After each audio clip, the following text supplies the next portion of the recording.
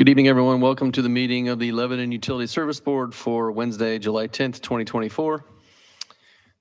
Let the record show that all board members are present tonight, and there was a working session prior, and that this meeting was properly advertised. Please rise for the Pledge of Allegiance.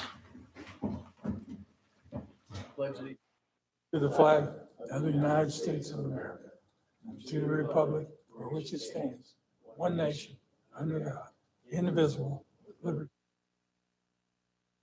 All right, we'd like to offer public comment now and again at the end of the meeting. Don't see anyone here from the public at the moment, so we will circle back later. First action item is the approval of our minutes from the June 26th, 2024 meeting. Everyone had a chance to review those minutes, and if so, I would entertain a motion. Make a motion, we approve the minutes for June the 26th, 2024. Second. Motion made by Bill, seconded by Ann to approve the minutes from June 26, 2024. Any additional discussion or questions? All in favor signify by saying aye. Aye. Any opposed? All right. Next item tonight is the Sugar Creek well cleaning. It's an action item, and Ryan Ottinger is here to go through that with us. Hey, Ryan. Good evening. This request is for the cleaning of Sugar Creek wells number 4 and 5. We try to do 2 wells a year based on some data we have. We did flow tests on every well in our system. We have 3 wells at Abner and Longley. We have 3 wells at Chicago Street and 5 wells at Sugar Creek. So based on that flow data that we can compare to the previous flow study that we did, we know what the performance of those wells are. We know what we need to focus on. We know where is going to be the best place to allocate money as opposed to just doing it chronologically. Well, this well, it's due, so we should do that one. That comes into it by all means, but we also try to use all of our data that goes along with that. And we do get recommendations that data kind of goes to a hydrologist, and they can look at the return on a pump. People who do a little bit more than know a little bit more about it than what we know internally. So based on those recommendations, I am requesting that we clean wells Sugar Creek 4 and 5.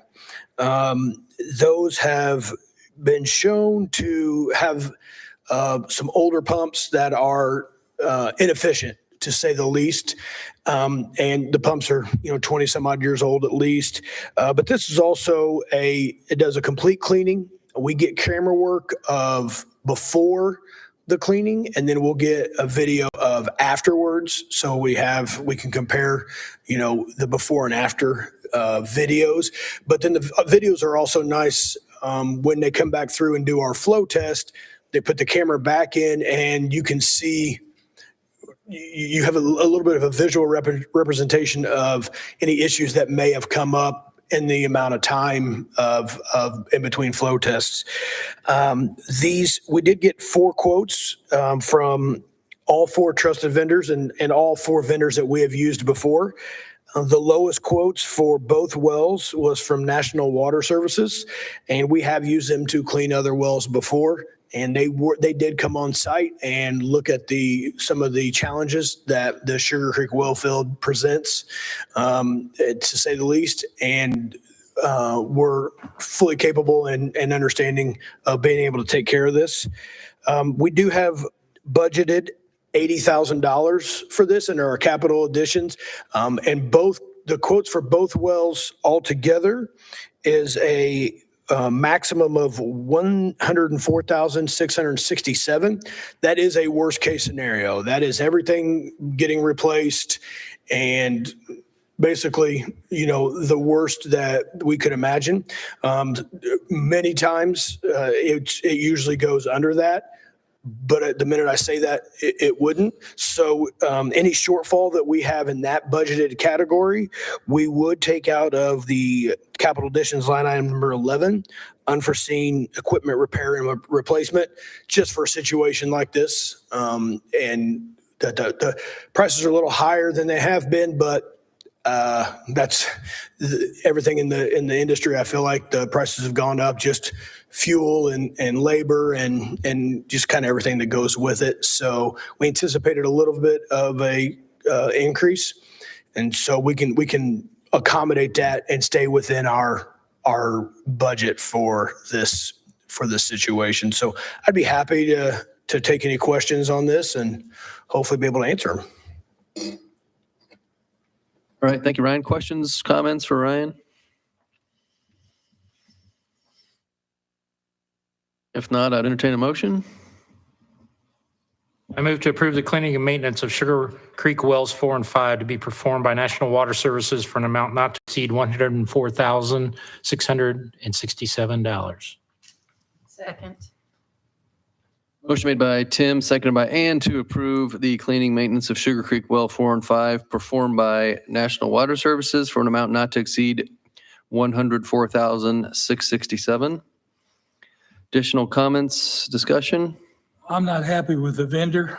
I still maintain I would prefer to go with Peerless Midwest. They are more expensive, but that's my opinion on that. All right, we have a motion and a second. All in favor signify by saying aye. Aye. Any opposed? Aye. All right, thank you, Ryan. Thanks, everyone. Next item tonight's the substation HVAC replacement. That's an action item. Jeff Greeno will address this. Hey, Jeff. Hey, good afternoon, everyone. I'm bringing a request to the board to have A&T Mechanical replace our HVAC systems at both the central sub and the north sub. Our substation buildings they have very sensitive electronical equipment in them, so we need to keep like a fairly constant temperature inside there. We don't want extreme heat, extreme cold. We don't want condensation to build up. There's battery racks in there because our breakers are run by DC power. And we have a service agreement with A&T Mechanical, and they currently do quarterly checks on our substations and our building out at 1300 West Main. This project expense will come out of our contractual services. So I would just like to ask the board to approve having A&T Mechanical replace the HVAC systems at both the central substation and the north substation with a not to exceed amount of $29,990 and have general manager sign all documents. Any questions? All right, thanks, Jeff. This may have been asked in the working session. Jeff, what's the timing for replacement? Do they have to order anything, or are these off-the-shelf HVAC units? Upon approval tonight, they'll start tomorrow.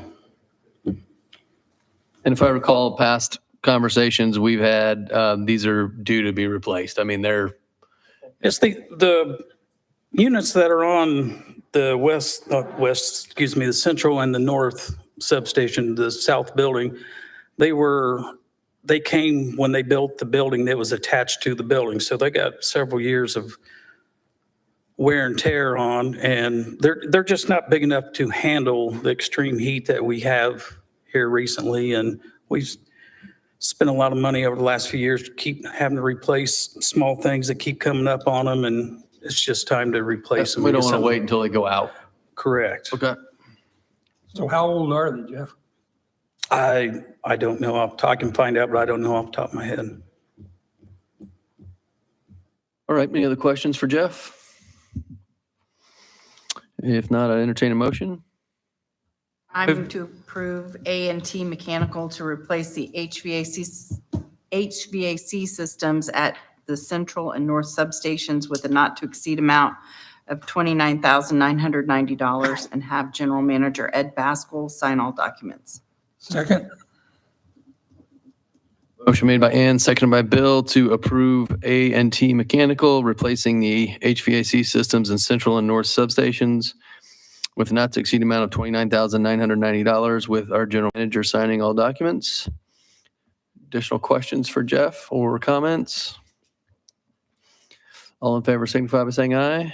Aye. Any opposed? Right, thank you, Jeff. Thank you. Okay, next item is the approval of our claims, payrolls, and transfers dated July 10th, 2024. Everyone had a chance to review those items, and if so, I would entertain a motion to approve. I make a motion to approve claims payroll transfers dated July 10th, 2024 in the amount of $3,284,481.32 for claims and payroll and $157,690 for transfers. Second. Motion made by Bill, seconded by Tim to approve the claims, payrolls, and transfers dated July 10th, 2024. Additional questions, discussion? I have a question, please, for our CFO, Sandra Morgan. And as Sandra approaches the lectern, I'll give a little background to my question. As we all know, that the Indiana Economic Development Corporation is developing the LEAP district and recently annexed area of Lebanon. The state has provided very considerable resources and tax dollars, state tax dollars, to the IEDC for this development. And the state has provided for future tax dollars to be captured for the benefit of this development.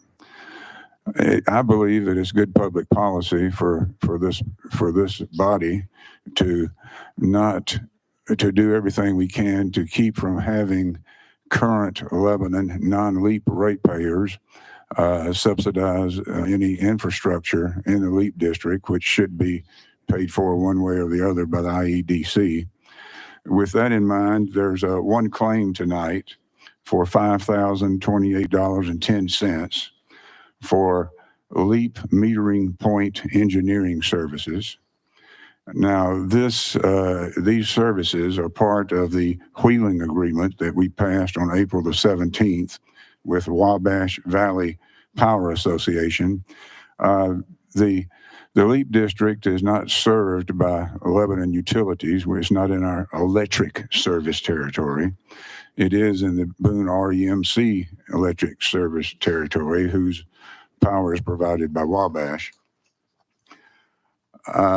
What this wheeling agreement allows for the rent of the use of our electric infrastructure for about 18 months to deliver electricity to the new Lilly facility.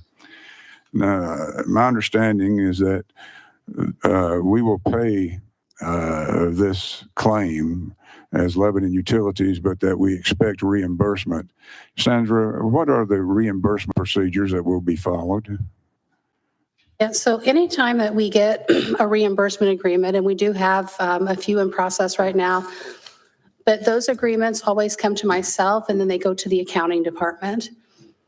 Once we review those agreements, we set them up one of two ways in our accounting system. Either we set up an internal GL code to track all those costs. We normally will do that if the project's going to last many months, or even sometimes there's cases where it might be a little over a year, or we'll set up an internal tracking sheet. So as those costs come in, they're coded by either the department manager or the purchasing agent on behalf of each department. They're coded to let us know what project that those go for. So we accumulate those costs, and then once the department reaches back out and tells us that that project is closed, we'll work with the engineer to figure out if there's any internal labor or equipment costs that go with everything we purchased. At that point, we would close out the project, and it would be an expense to Lebanon Utilities. If we own the equipment, it would be an asset to Lebanon Utilities, and then we would turn around and bill the vendor, and that would come in as miscellaneous revenue on our side. Who is the vendor in this instance that we would be billing? Our agreement is with Wabash Valley. Thank you. Thank you. Thanks, Sandra. Thanks, Aaron. All right, we have any other questions or discussion on the claims, payrolls, and transfers? We have a motion and a second. All in favor signify by saying aye. Aye. Any opposed? All right, we'll jump to any other business. Anyone from the board have business they'd like to bring up tonight? Ed, anything you'd like to discuss? No, sir. Okay, another opportunity for public comment. Don't see anyone here. Ed, anything that you're aware of? All right, looks like we're scheduled for the 24th of July, for our next meeting at 5 p.m. And if there's nothing else, I'd entertain a motion to adjourn. Motion to adjourn. Second. Motion made by Tim, seconded by Ann to adjourn. All in favor? Aye. Any opposed? All right, we stand adjourned. Thank you, everyone.